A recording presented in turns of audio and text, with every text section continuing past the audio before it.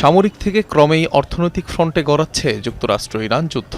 এখন কোনো মিসাইল বা ড্রোন হামলায় নয়, বরং অর্থনৈতিকভাবে তেহরানকে আরও কুপোকাত করতে উঠে পড়ে লেগেছে ট্রাম্প প্রশাসন। একের পর এক নিষেধাজ্ঞার খড়গে তেহরানের বার্ষিক মুদ্রাস্ফীতি পৌঁছেছে ৬৬%। কদিন আগেই বিশ্বের ব্যস্ততম জলপথ হরমুজ প্রণালীকে মার্কিন অঞ্চল হিসেবে স্বীকৃতি দেওয়ার ঘোষণার কথা জানান প্রেসিডেন্ট ডোনাল্ড ট্রাম্প। এবার সরাসরি বললেন জলপথটিকে এখন নিজেদের সম্পদ মনে করে যুক্তরাষ্ট্র। সাউথ ক্যারোলাইনায় এক জনসভায় দেওয়া ভাষণে জলপথটির ওপর আবারও নিজেদের শতভাগ নিয়ন্ত্রণ আছে বলে দাবি করেন তিনি। ইরান মরিয়া হয়ে চুক্তি করতে চাইছে, কিন্তু আমরা সেটি চাই কিনা তা জানি না, কারণ আমি এই মুহূর্তে হরমুজ প্রণালীকে যুক্তরাষ্ট্রের অঞ্চল হিসাবে দেখি। এটি একটি মার্কিন অঞ্চল। তারা চুক্তি করতে আগ্রহী, কিন্তু সঠিক চুক্তিটি করতে প্রস্তুত নয়।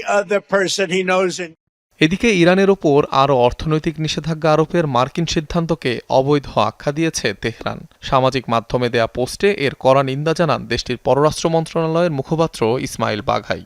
বলেন, যুক্তরাষ্ট্রের এই অর্থনৈতিক জবরদস্তি সম্পূর্ণ বেআইনি। এটি জাতিসংঘের সব সদস্য দেশের ওপর যুক্তরাষ্ট্রের সিদ্ধান্ত চাপিয়ে দেওয়ার চেষ্টা। মার্কিন সিদ্ধান্তের কোনো আন্তর্জাতিক আইনি ভিত্তি নেই। কোনো সরকারেরই বিদেশি ব্যাংক, ব্যবসা প্রতিষ্ঠান এবং বিমানবন্দরকে তৃতীয় দেশের সঙ্গে বৈধ বাণিজ্য করা থেকে বিরত রাখতে বাধ্য করার অধিকার নেই।